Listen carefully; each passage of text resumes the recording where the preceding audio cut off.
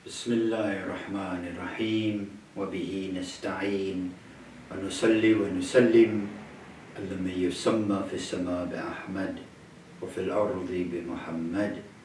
السلام عليكم ورحمة الله وبركاته. This is lesson number 20. We are still discussing the Tafsir of Surah Fatiha, and we have said what we are doing here is not Haqqul Mutlaq, it's not absolute truth. It is a muhawala, it is an attempt, because we cannot even begin to fathom the holistic or the infinite knowledge of the author of the Holy Quran, which is Allah Azza wa Jalla Sha'na. So we would like to have a disclaimer here by saying it is a muhawala, it is an attempt, and we are still discussing the various aspects of the Tafsir of Surah Al-Fatiha. We have said also that we are also firstly have to apply the Manhajul Lughawi, the linguistic methodology, because the Holy Quran was revealed in Arabic. So we need to have knowledge of the Arabic language, its semantics, its grammar, its prose, its eloquence, how a word change, the sarf and the nahu, the balagha, the nathr, the shi'r also. All of those things we need to have knowledge of and to have a command of the Arabic language before we can embark on understanding the Holy Quran, because Allah says in Quran, Inna anzalnahu Quranan Arabiyyan, we have revealed it in an Arabic Quran. So that is departure number one, or stop number one. We need to stop at Arabic first before we proceed.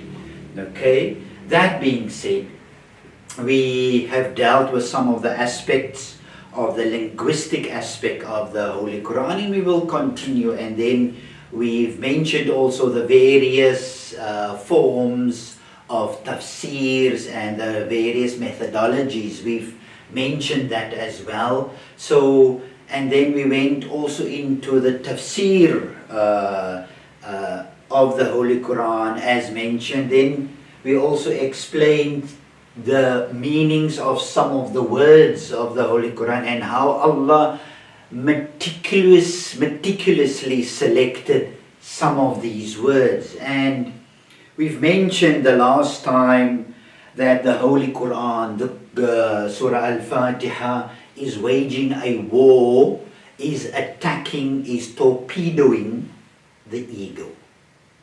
And we are still there with the ego. We've mentioned here, Allah says, Iyaka na'bud. Even if you pray on your own, if you make salah on your own, you have to recite as it is there, Iyaka na'bud. We worship, even if you pray alone. And that is, you think in terms of the we. You think in terms of the us, the community, the jama'at. You think in terms of the whole. And the whole is important because all the individual ones make up the whole, and we part of a whole. We do not live as an island in this aspect, in this context. And also we have mentioned the various ego things, or ego, and let me rather say is because we live also now through this era of this pandemic. This is the biggest pandemic of mankind, and that is ego, where they embolden, they inflate their own egos. And as we've said, that was the original sin in Islam. Not man and woman went with each other and they cohabitated as we have it in our sister religion, where they have original sin when husband and wife came together. No, that is not in Islam. In Islam, original sin was when shaitan did not want to bow in front of Adam, Hazrat Adam salamullah alayhi, as a command of Allah. It was not here to worship. No, not every bowing has to do with worship. No. Here Allah says you revere, you respect, and the form of respect that was not shirk, that was not obedience, it was to revere, to honor, to respect Hazrat Adam salamullah alayhi and insan subsequently. But Shaitan, as we have the story in the Holy Quran, refused. And what was his reason? That his creation from which he was formed, from which he was made and created was better. The material from which he was created was better than that of Adam. And let me now paraphrase in our normal colloquial, our own English slang, if I can say so, in our normal language, that, oh Allah, and if I can animate, and we only say this to understand it in our local language, where Shaitan must, I now make sajda in front of this thing which you created, Adam. Must I now make sajda? I'm then better than him. I then walk on this ground that has no value in his perception, that has no value. I then created out of a superior quality of material, and that is what he was created from, and he was obviously created from fire amongst other things. So he thought that he was better. And again, ego. So Allah got, and we say this, that he incurred the wrath of Allah, and we say that very cautiously because obviously Allah don't change, but he incurred the wrath of Allah, and because of that Allah chased him out of the abode in which they were. So that being said, being better, I know more, I know everything, you cannot tell me what to do. He even went so far as to have an agreement with Allah by saying, I will worship you, Allah, how I want to worship you, and I will worship you alone even for thousands and thousands of years, but I want to worship you the way I want to worship you. And we obviously see this was the problem. You don't come and tell Allah what to do and how you want to do it. No, when it comes to Allah, you keep your mouth and you obey, you submit. وَمَا كَانَ لِمُؤْمِنٍ وَلَا مُؤْمِنَةٍ إِذَا قَضَى اللَّهُ وَرَسُولَهُ أَمْرًا. And it is not befitting a mu'min or a mu'minah that when Allah and His Rasul decrees a matter, that you should have a say in the matter. لَكُمْ خِيرَةً فِي الْأَمْرِ. No, you keep your mouth, you obey. That is how we're supposed to be. Your obedience is najat, is success, is your salvation. Your obedience to Allah. When it comes to Allah, we submit. And this is what we want to bring forward here. When it comes to Allah, especially in the arena of studying, knowledge, acquiring knowledge, what does Allah say here? Ihdina. What? We are now paraphrasing. Oh Allah, guide us. Guide us, O Allah, the hidayah. Guide us, the na. Guide us, O Allah. We implore. What form of guidance do we implore? We ask Allah, sirat, the path, but the straight path. Not any other path. This path is known. So when it comes to guidance, do away with all your education in this context. Don't bring your PhD, your master's degree, your books, your religion, even your madhab, even what you hold as sacred. Don't bring all of this to Allah Azza wa Jal, Jalla Sha'na. You come to Allah as Allah showed it in the Hajj, for example. When you have to go to Hajj, and what do? We put on ihram. You don't come to Allah with your tuxedo and all your nice and no. You come to Allah how? Naked, unadulterated, unpolluted, no attachments. Likewise, when we implore, we ask Allah for guidance. Let that guidance come. How? From Allah Azza wa Jal. And in this method, in this situation, what do? We submit. We surrender. Let Allah Azza wa Jal, Jalla Sha'na, let Allah guide you to the Siratul Mustaqim. And so beautifully, just look at the wording again. Here Allah has the definite particle. The path is known, it is never unknown.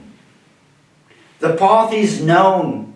It is not an obscured, hypothetical, abstract phenomenon that exists somewhere in the ethers. Does not exist. It is known. It is known. Hidayah min Allah, from Allah, is known. But it only comes through who? Here, Allah did not use again the alif and lam, sirat al-ladina. There, Allah did not use again the alif and lam as we have it. Now that path is who? Is defined by who? Alladhina an'amta alayhim. Those whom Allah has given His ni'mah. That path. Here the path is known in general. Here the path is known specifically. Specific that path. Path of who? Of those whom Allah has given His ni'mah.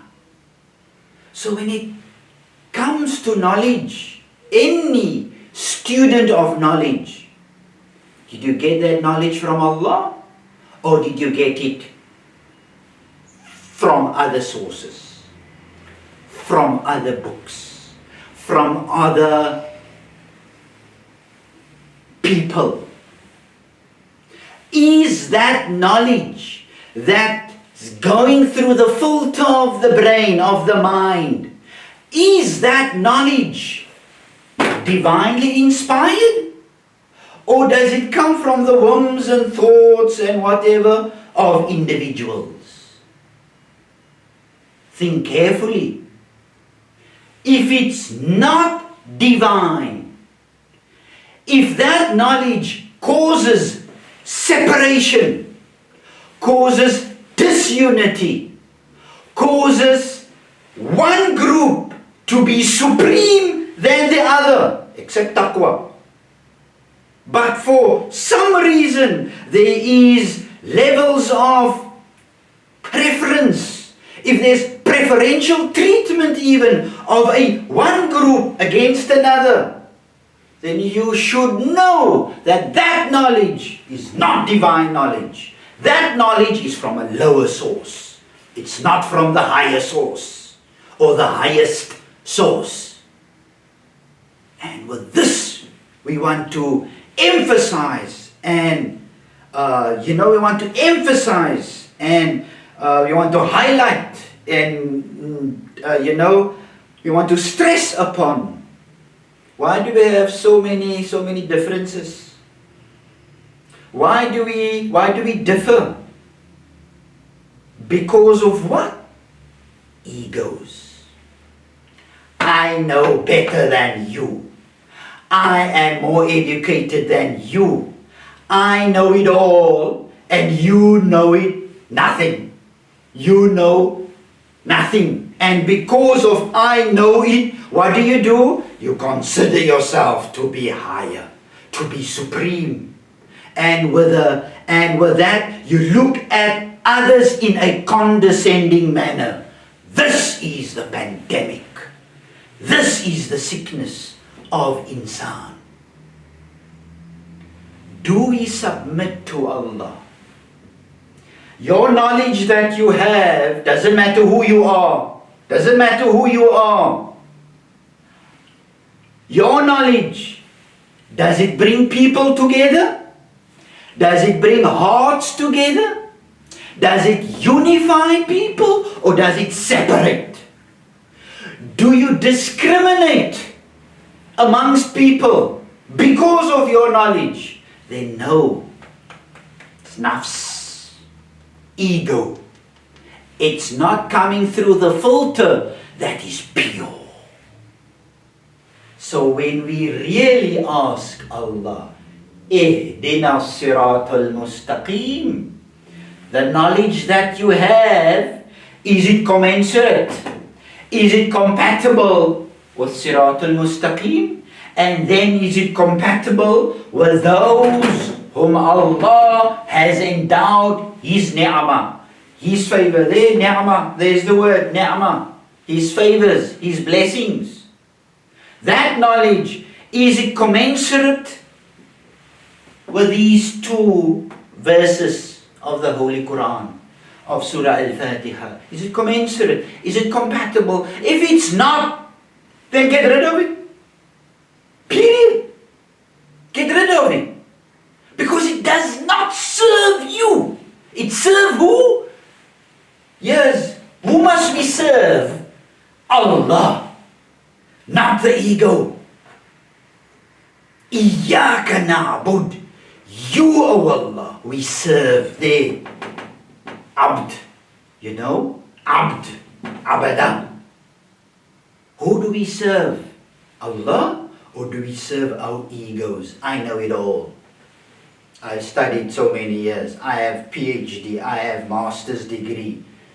Any knowledge that comes through the heart, but it creates an iota of kibr, of pride, where you consider yourself better than others. Know that is shaitan playing. It's not Allah. That's not divine guidance. Allah did not guide you there. Ihdina, hidayah, when we sincerely ask Allah to lead us to that path that is known. This path is not unknown. It is known through the filters and the guidance of those whom Allah has blessed. So with this we want to say, Surah Al-Fatiha beautifully presents to us that we should be careful about ego. We should be wary and aware that every step we take on this dunya with dignity, yes, with honor, yes, but at the same time with humility. With humility.